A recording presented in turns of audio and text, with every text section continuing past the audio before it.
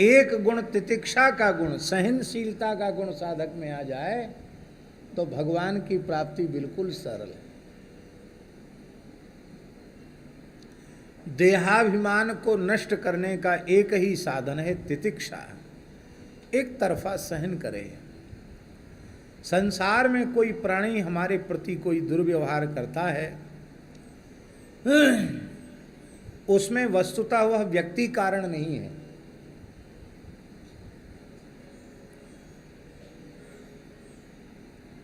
वह व्यक्ति कारण उसमें नहीं है।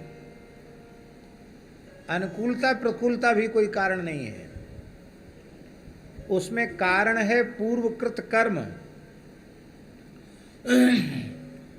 जो वह व्यक्ति, हमको ऐसा लगता कि अकारण ही हमारे ऊपर एकदम आक्रामक बन बैठा और कोई हम तो समझ ही नहीं पाए कि क्या हुआ, पहले गाली गलौज पर मार पिटाई पर उतारू हो गया।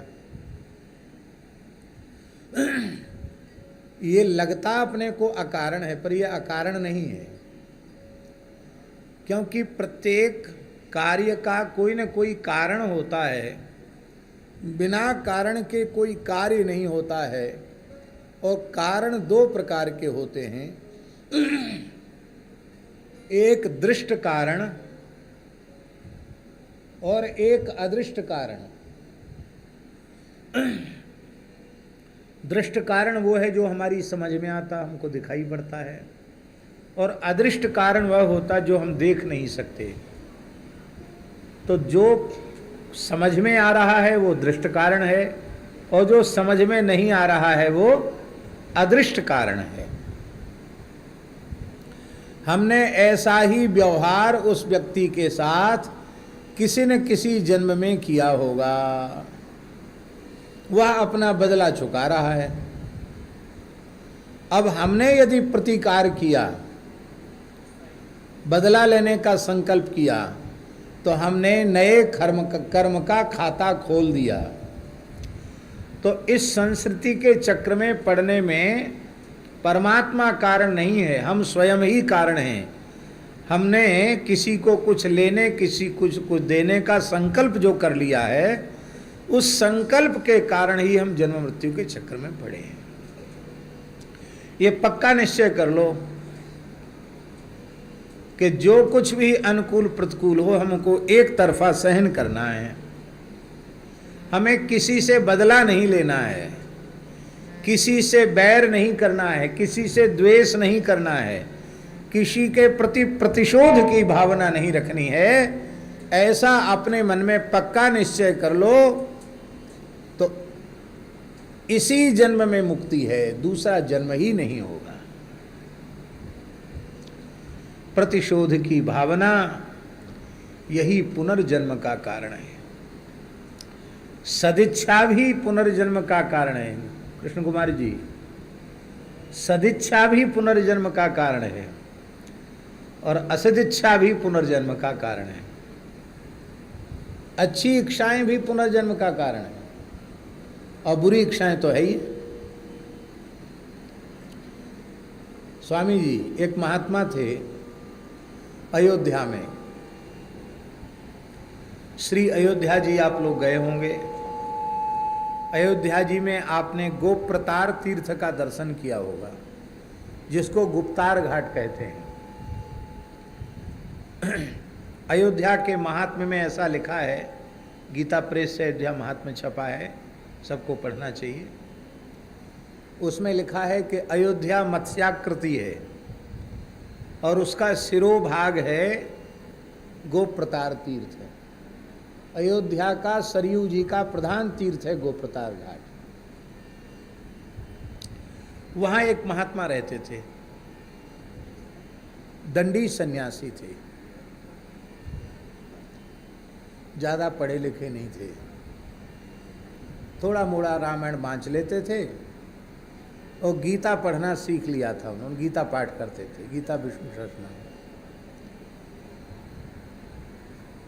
अच्छे संत थे।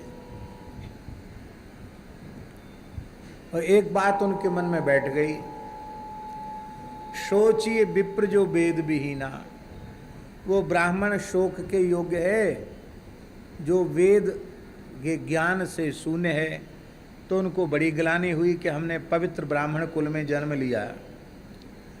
दंड धारण करने का जो शास्त्रीय अधिकार है वो विप्र कुलोत्पन्न व्यक्ति को ही है, सबको दंड धारण करने का अधिकार नहीं। अब तो कुछ मत पूछो, कहने की आवश्यकता भी नहीं है। लेकिन दंड ग्रहण वाला संन्यास लेने का अधिकार केवल ब्राह्मण कुल में उत्पन्न व्यक्ति को है, इतर कुल में उत्पन्न व्यक्ति को दंड लेने का अधिकार नहीं। तो दंडी सन्यासी थे, ब्राह्मण कुल उत्पन्न थे, तो उनके मन में मरते मरते इच्छा पैदा हो गई कि हमने वेद नहीं पढ़ा। तो बस इसी इच्छा के कारण उनका दूसरा जन्म विप्र कुल में हो गया और वे अपने माता पिता के साथ गीता वाटिका गोरखपुर दर्शन करने गए। तो वो बालक, स्वामी जी वो बालक के रूप में जन्मे थे, 5-7 वर्ष के रहे होंगे। तो पूज्य श्री राधा बाबा ने कहा, लाओ लाओ आसन लाओ, स्वामी विशुद्धानंद जी आए हैं। क्या कहा? अब लोग सब देखने लग गए, यहाँ तो कोई स्वामी विशुद्धानंद जी तो है ही नहीं, न कोई अचला है, न कोई लंगोटी है, न कोई दंड कमंडल है। 5-7 वर्ष के बच्चे में क्या होगा, अपनी वेशभूषा में था वो बालक। पर स्वामी जी ने उसको आसन बिछवा करके बिठाया और क्या कहा कि उसी जन्म में मुक्त हो गए होते, केवल वेद पढ़ने की वासना ने दूसरा जन्म दे दिया, पुनर्जन्म में ढकेल दिया, अब पढ़ लो। और फिर उन्होंने पढ़ा,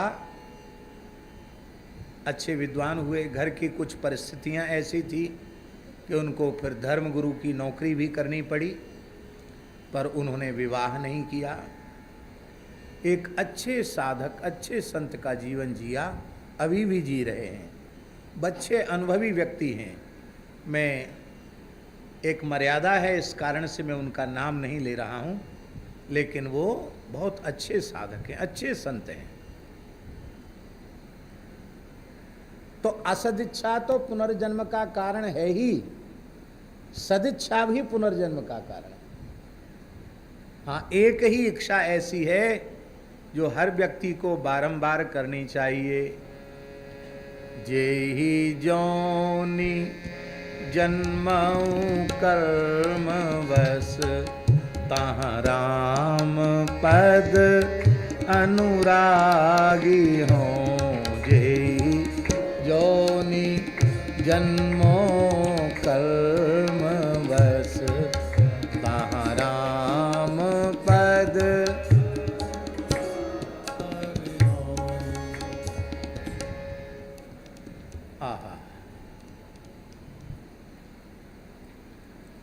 हम अपने पुनर्जन्म में स्वयं कारण हैं। अब एक और बात कह देते हैं, कहनी आवश्यक इसलिए कह देते हैं। कुछ ऐसे कारक महापुरुष होते हैं जिनके जन्म में वे कारण नहीं होते हैं,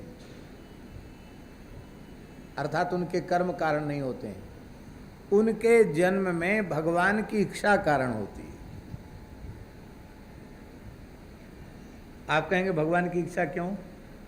क्योंकि भगवान उन महापुरुषों को प्रकट करके असंख्य जीवों को कर्म बंधन से मुक्त करना चाहते हैं, अपनी प्राप्ति का मार्ग दिखाना चाहते हैं।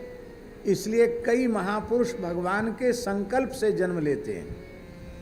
अब भगवान के संकल्प से जन्म लेने वाले कौन है, ये भगवान ही जान सकते हैं, मनुष्य नहीं जान सकता। इसलिए किसी के बारे में ये घोषणा करने का किसी का अधिकार नहीं है कि ये कौन भगवान के द्वारा भेजे हुए आए। ब्रह्मा जी की सृष्टि जो है, नारायण जी, वो कर्मज है, पर भगवान की जो सृष्टि है वो कर्मज नहीं है, वो भगवत संकल्प से जायमान है। इसलिए भक्तमाल में ऐसे कई भक्तों का नाम नाभाई जी ने लिया है। भक्तन हित भगवंत रची देही माधव ग्वाल की। हरिदास हरि निर्मयो, तो उनको ब्रह्मा जी की सृष्टि से अलग नाभाजी ने माना है, लोकोत्तर संतों को। बोलो भक्तवत्सल भगवान की। अब भगवान भी तो अवतार लेते हैं, पर वे कर्म के अधीन होकर अवतार लेते हैं क्या? जन्म कर्म च मे दिव्यम, भगवान के जन्म और भगवान के कर्म दोनों ही दिव्य हैं।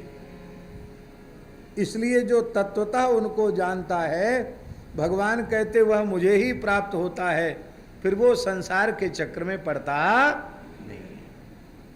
नहीं तिमामेति सूरज। तो कहने का आशय यह है कि एक लक्षण हमारे जीवन में आ जाए तो हमारा जीवन जन्म सफल हो जाए। बोलो भक्तवत्सल भगवान की जय।